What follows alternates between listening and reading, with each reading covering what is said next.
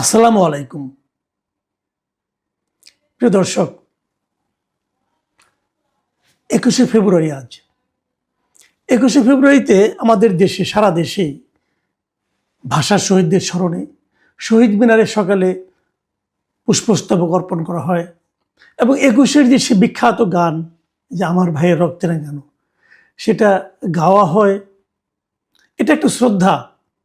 আমাদের এই দেশের স্বাধিকারের যে আন্দোলন, সে আন্দোলনের শুরু কিন্তু হয়েছিল 52 সেই ভাষা আন্দোলনের মাধ্যমে। পৃথিবীতে খুব কম জাতি আছে যেখানে নাকি তারা মাতৃভাষায় কথা বলার অধিকার লাভের জন্য জীবন দিয়েছে। আমরা সেই খুব কম জাতির মধ্যে একটা। আমাদের এরকম একটা গৌরবোজ্জ্বল ইতিহাস, সেটাকে আমরা স্মরণ করি কেন? আমরা স্মরণ করি যে আমাদের জাতীয়তা বোধের উন্মেষ যে ঘটনার মাধ্যমে হয়েছিল, সেই ঘটনাটাকে আমাদের চেতনায় যুক্ত করার জন্য। এটা আমাদের একটা গর্বের দিন, কিন্তু সেই গর্বের দিনটাকে আমরা কিভাবে উদযাপন করি, অথবা আমাদের যারা দায়িত্বপ্রাপ্ত সরকারি কর্মকর্তা আছেন তারা কি করেন, অথবা এই দিবসটাকে কেন্দ্র করে, এই দিবসটাকে পুঁজি করে আমরা কিভাবে সংকীর্ণ দলীয় মনোভাবের প্রকাশ ঘটাই। আমরা বিভিন্ন সময় ঘটে এসেছি। আমরা পুরো জাতি ভাষার জন্য লড়াই করেছি, কিন্তু পুরো জাতি ঐক্যবদ্ধভাবে একসঙ্গে সেই লড়াইয়ের কথা স্মরণ করতে পারি না, একে অপরকে স্মরণ করতে দিই না। এই প্রবণতা আমাদের মধ্যে আছে। যেমন একটা কথা আপনারা জানবেন, সেই 52 সালের পর থেকে এই গত 74 বছরে জামাতে ইসলামের কোনো আমির, জামাতে ইসলামের কোনো শীর্ষ নেতা কখনো শহীদ মিনারে যায় নাই। কিন্তু এবার প্রথমবারের মতো গিয়েছেন। তো এই যাওয়াটাকে আমরা কি বলবো? যখন আমাদের একজন লোক গেলেন, যাওয়ার পর আমরা কি বলবো আপনারা এত বছর কেন এলেন না? এটা কি প্রশ্ন? নাকি এবার যে গেলেন এটাকে আমরা প্রশংসা করব যে আপনারা এসেছেন, আমরা খুশি হয়েছি, এই আশাটা যেন অব্যাহত থাকে। দুটো ভার্সন কিন্তু। এত বছর তারা কেন আসেননি, এটা যেমন একটা প্রশ্ন। এখন তারা এসেছেন, এটা কি একটা প্রাপ্তি নয়? দুভাবেই বিবেচনা করা যায়। এবার জামাতে ইসলামের আমির ডক্টর শফিকুর রহমান, উনি শহীদ মিনারে গিয়েছেন, পুষ্পস্তবক অর্পণ করেছেন। ওনার সঙ্গে ওনার দলে যারা সংসদ সদস্য ছিল তারা ছিলেন, ওনাদের জোটের যারা ছিলেন এনসিপির সংসদ সদস্য তারাও ছিলেন, সবাই মিলে ফুল দিয়েছেন। সেখানে প্রশ্ন করা হয়েছে যে আপনি এবার কেন আসলেন? ভালো, প্রশ্নটা হতেই পারে, এটা সাংবাদিকের একটা প্রশ্ন হতে পারে, কোনো সমস্যা নেই। জবাবে উনি যেটা বলেছেন সেটা হলো এরকম যে রাষ্ট্রীয় আচার হিসেবে এটা আমার দায়িত্ব, বিরোধী দলীয় নেতা হিসেবে সঙ্গীদের নিয়ে আমাকে আসতে হবে, তাই এসেছি। তো এই জবাবটা আমার কাছে মনে হয়েছে উনি দিয়েছেন, তো উনি যেভাবে হোক একটা জবাব দিয়েছেন। তারপরে প্রশ্ন করা হয়েছে জামাত কি এটাকে এখনো নাজায়েজ মনে করে কিনা, এবং তখন উনি একটু বিরক্ত হয়েছেন এবং বলেছেন আপনি এই প্রশ্ন কেন আজকে করছেন? এরকম একটা পবিত্র দিনে এমন প্রশ্ন না করাই ভালো। এটা বলে ওনার চেহারা যা দেখলাম আমি দৃশ্যতই, উনি বিরক্তি প্রকাশ করে চলে গেছেন। দেখেন, এই যে ঘটনাটা, এটা কিন্তু অনেকগুলো ব্যাখ্যা হতে পারে, বাট আমি যে ব্যাখ্যাটা নেব, আমি বরাবরই বলে এসেছি, এখনও বলি, আমি সবসময় চাই এই জাতি, আমাদের বাংলাদেশি যারা অধিবাসী আমরা আছি, আমরা যেন ঐক্যবদ্ধ থাকতে পারি।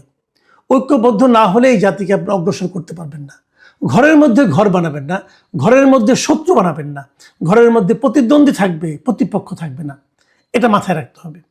তো এখানে যে জিনিসটা হচ্ছে, ওনাকে জব্দ করার একটা প্রবণতা দেখা যাচ্ছে।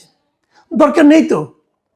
অনেকে বলছেন আমরা জামাতকে বিশ্বাস করি না, করবেন না, বিশ্বাস করতে বলে নাই তো কেউ, বলে নাই তো। আপনি আপনার নেতাকে বিশ্বাস করেন, কোনো সমস্যা নাই, কিন্তু ওনারা যে কাজটা এত বছর করেন নাই, ওটা যদি এখন ওনারা করতে শুরু করেন, সমস্যাটা কোথায়?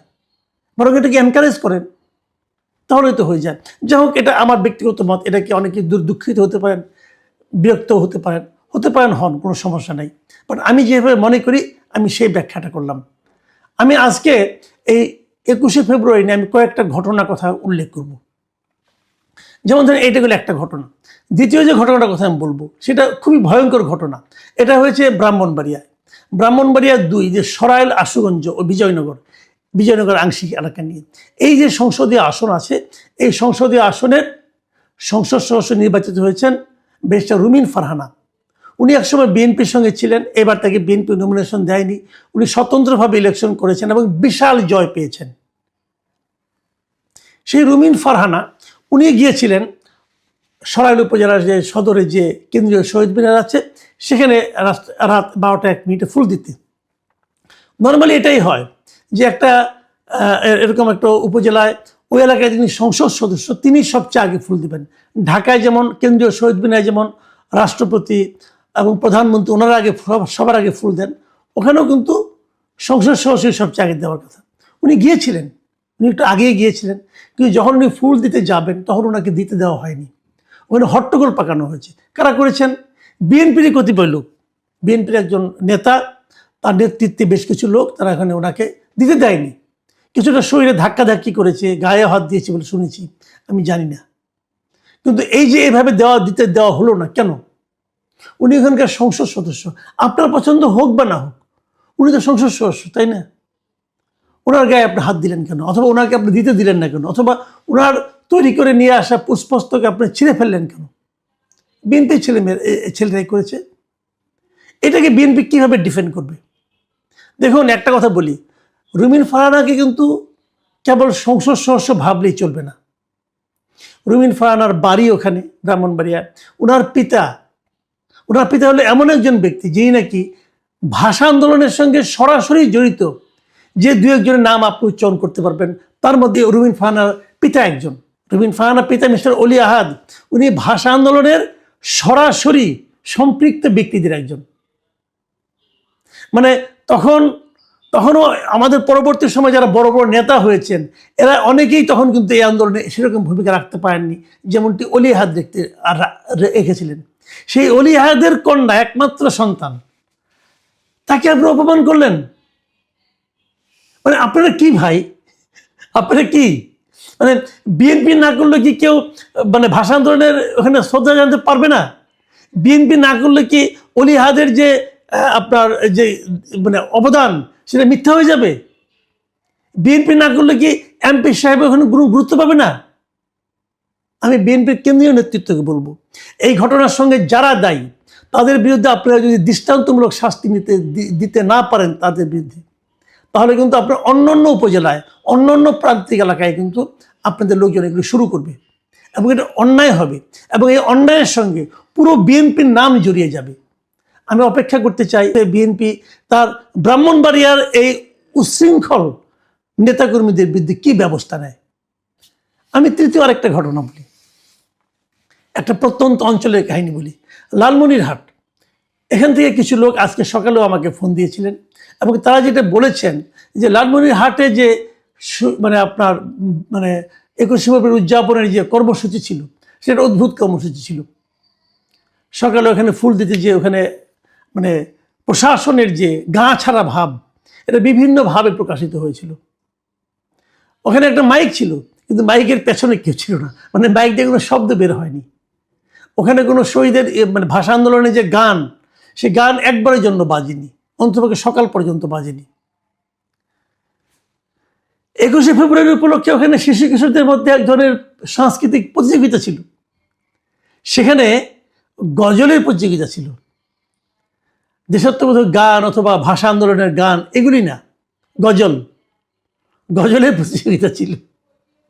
মানে প্রশাসন কিভাবে মানে মানে এক ধরনের জঙ্গি আচরণ করেছিল এবং কিভাবে মানে আমাদের যে সংস্কৃতি সেই সংস্কৃতিকে উপেক্ষা করেছে সেটা কিন্তু লালমনিরহাটের এই দৃশ্য দেখলে বোঝা যাবে। মানে বিজাতীয়করণের যে কি প্রবণতা সেখানে ছিল। বিজাতীয়করণের আরেকটা প্রবণতার কথা বলে আজকে আলোচনা শেষ করব। এই বিজাতীয়করণের প্রবণতাটা কোথেকে আসছে বলি আপনাকে। আমাদের বিখ্যাত মিস্টার শফিকুল আলম, বিখ্যাত মানুষ, অথবা কয়েকদিন আগে বিখ্যাত ছিলেন, এখন যে কোনো মানুষ যেভাবে বলেন না কেন, উনি ছিলেন ডক্টর ইউনূসের প্রেস সেক্রেটারি। উনি ওনার ভেরিফাইড ফেসবুক পেজে আজ একটা পোস্ট দিয়েছেন।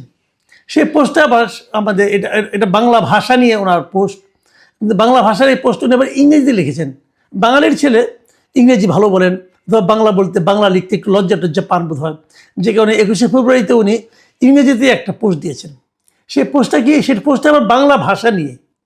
আচ্ছা, উনি লিখেছেন ইনসাফ is a beautiful Bangla word, মানে ইনসাফ একটা চমৎকার বাংলা শব্দ। ইনসাফ কোথায় পাইছে আল্লাহ জানে, ইনসাফ কি হয় বাংলা শব্দ হয় এটা উনি ছাড়া কেউ জানে না।